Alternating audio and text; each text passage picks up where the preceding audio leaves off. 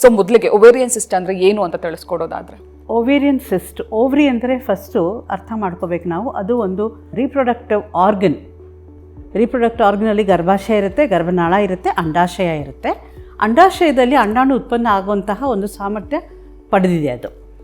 So ಈ ಓವರಿನಲ್ಲಿ ಆಗುವಂತಹ cyst ಅಂದರೆ ಒಂದು ನೀರಿನ ಚೀಲ ಅಂತ ಸಿಂಪಲಾಗಿ ಹೇಳಬೇಕು ಅಂತಂದರೆ.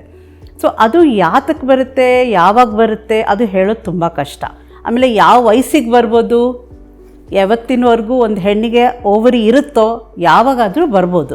ಸೊ ಓವರಿನಲ್ಲಿ ತಾನು ಸಾಮಾನ್ಯವಾಗಿರೋ ಒಂದು ಆರ್ಕಿಟೆಕ್ಚರ್ ಆಗ್ಬೋದು ಅಥವಾ ಅದರದ ಒಂದು ಗುಣ ಬಿಟ್ಬಿಟ್ಟು ಆ ಅಂಡಾಶಯದಲ್ಲಿ ಒಳಗೆ ಆದ್ರೂ ನೀರು ತುಂಬ್ಕೋಬೋದು ಅಥವಾ ಅಂಡಾಶಯದ ಹೊರಗಡೆ ಆದರೂ ನೀರು ತುಂಬ್ಕೋಬೋದು. ಇದು ನಾನಾ ಥರದ್ದು ಸಿಸ್ಟ್ಗಳಿದೆ, ಮುಂದೆ ಹೋಗ್ತಾ ಹೇಳ್ತೇನಂತೆ. ಸೊ ಸಾಮಾನ್ಯವಾಗಿ ನೀರು ತುಂಬ್ಕೊಳ್ಳೋದಕ್ಕೆ ನಾವು ಅಂಡಾಶಯದಲ್ಲಿ ಅದನ್ನು ಓವೇರಿಯನ್ ಸಿಸ್ಟ್ ಅಂತ ಕರಿತೇವೆ. ಇದಕ್ಕೆ ನಿರ್ದಿಷ್ಟ ಕಾರಣ ಇಲ್ವಾ? ಹಾಗಾದರೆ ಯಾವ ಕಾರಣದಿಂದ ಆಗಬಹುದು? ಸಾಮಾನ್ಯವಾಗಿ ಹೇಳಬೇಕಂದ್ರೆ ಇದು ಒಂದು ಹೆಣ್ಣು ಮೈನರ್ತ್ ಮೇಲೆ ಅವಳಿಗೆ ಋತುಚಕ್ರ ಆಗೋವರೆಗೂ ಸಾಮಾನ್ಯವಾಗಿ ಯಾವಾಗಾದರೂ ಇದು ಆಗ್ಬೋದು. ಇದಕ್ಕೆ ಕಾರಣ ಸಾಮಾನ್ಯವಾಗಿ ಹೇಳೋದು ತುಂಬ ಕಷ್ಟ, ಯಾತಕ್ಕೆ ಬರುತ್ತೆ ಅಂತ. ಬಟ್ ಬೇರೆ ಬೇರೆ ಥರ ಸಿಸ್ಟ್ ಯಾತಕ್ಕೆ ಬರುತ್ತೆ ಅಂತ ಹೇಳಕ್ಕೆ ಹೊರಟ್ರೆ ಅದಕ್ಕೆ ಕೆಲವು ಕಾರಣಗಳಿದೆ. ಸಾಮಾನ್ಯವಾಗಿ ಇದು ಮೆನ್ಸ್ಟ್ರಲ್ ಸೈಕಲಿಂದ ಬರೋವಂತಹದ್ದೊಂದು. ಯಾಕಂದರೆ ಒಂದು ಸಲ ಅಂಡಾಶಯದಲ್ಲಿ ಅಂಡಾಣು ಉತ್ಪನ್ನ ಆಗಿ ಅದು ರಿಲೀಸ್ ಆದಮೇಲೆ ಗರ್ಭಧಾರಣೆ ಆಗೋ ಸಂಭವ ಇದೆ ಅಂತ ಅಂದ್ಕೊಂಡಾಗ ಆವಾಗ ಕಾರ್ಪಸ್ ಲೂಟಿಯಮ್ ಸಿಸ್ಟ್ ಫಾರ್ಮ್ ಆಗುತ್ತೆ. ಸೊ ಅದು ಒಂದು ಕಾರಣ ಇರುತ್ತೆ. ಹಾಗಾದರೆ ಇದು ಸಿಂಪ್ಟಮ್ಸ್ ಯಾವ ರೀತಿ ಆಗಿರುತ್ತೆ? ಈಗ ನಿರ್ದಿಷ್ಟ ಕಾರಣ ಅಂತೂ ಇಲ್ಲ, ಬಟ್ ಈ ಸಿಂಪ್ಟಮ್ಸ್ ಯಾವ ರೀತಿ ಆಗಿರುತ್ತೆ, ಹೇಗೆ ಗೊತ್ತಾಗುತ್ತೆ ನಮಗೆ ಇದು? ಓಕೆ, ಸಾಮಾನ್ಯವಾಗಿ ಈ ಕಾರ್ಪಸ್ ಲೂಟಿಯಮ್ ಸಿಸ್ಟಿಂದ ಏನು ಸಿಂಪ್ಟಮ್ಸ್ ಏನಿರೋದಿಲ್ಲ. ಬಟ್ ಬೇರೆ ಥರ ಸಿಸ್ಟ್ಗಳಲ್ಲಿ ಖಂಡಿತವಾಗ್ಲೂ ಗೊತ್ತಾಗುತ್ತೆ. ಫಸ್ಟ್ ಸಿಂಪ್ಟಮ್ ಅಂತ ಕಾಣೋದು ಹೊಟ್ಟೆ ನೋವು, ಕಿಬ್ಬೊಟ್ಟೆ ನೋವು ಅಂತ ಹೇಳ್ತೇವೆ ನಾವು. ಸೊ ಕೆಳಭಾಗದ ಹೊಟ್ಟೆನಲ್ಲಿ ನೋವು ಕಾಣಿಸ್ಕೊಳ್ಳುತ್ತೆ ಅಥವಾ ಒಂದೊಂದು ಸತಿ ಮುಟ್ಟಿನಲ್ಲಿ ತೊಂದರೆ ಕಾಣ್ಬೋದು. ಮುಟ್ಟಾಗಿ ಒಂದು 15 ದಿವಸಕ್ಕೆ ಅಥವಾ 20 ದಿವಸಕ್ಕೆ ಮತ್ತೆ ಒಂದು ಸ್ವಲ್ಪ ಕಾಣಿಸ್ಕೊಳ್ಳೋದು. ನಂಗೆ ಇದು ಮುಟ್ಟಾಯಿತು ಅಂತ ಅಂದ್ಕೊಳ್ಳೋಷ್ಟೊತ್ತಿಗೆ ಮತ್ತೆ ನಿಂತೇ ಹೋಗಿರುತ್ತೆ. ಅಥವಾ ಒಂದೊಂದು ಸತಿ ಮುಟ್ಟಾದಾಗ ಸಿಕ್ಕಾಪಟ್ಟೆ ಬ್ಲೀಡಿಂಗ್ ಆಗೋದು.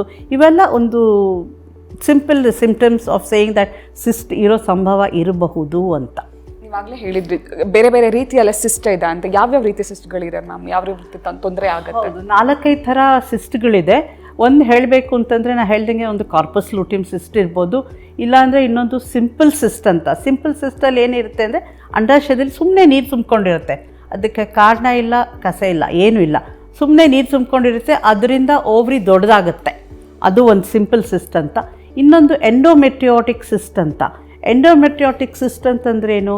ಸಾಮಾನ್ಯವಾಗಿ ಪ್ರತಿ ತಿಂಗಳು ಋತುಸ್ರಾವ ಆದಾಗ ರಕ್ತಸ್ರಾವ ಹೊರಗಡೆ ಆಗ್ತಾ ಇದ್ದಂಗೆ ಒಳಗಡೆನೂ ಒಂದು ಸ್ವಲ್ಪ ರಿಟ್ರೋಗ್ರೇಡ್ ಫ್ಲೋ ಅಂತ ಹೇಳ್ತೀವಿ. ಅಂದರೆ ಹೊರಗೆ ಹೋಗ್ತಾ ಹಿಂದೆನೂ ಒಂದು ಸ್ವಲ್ಪ ಬಂದು ಓವರಿನಲ್ಲಿ ಶೇಖರಣೆ ಆಗುತ್ತೆ.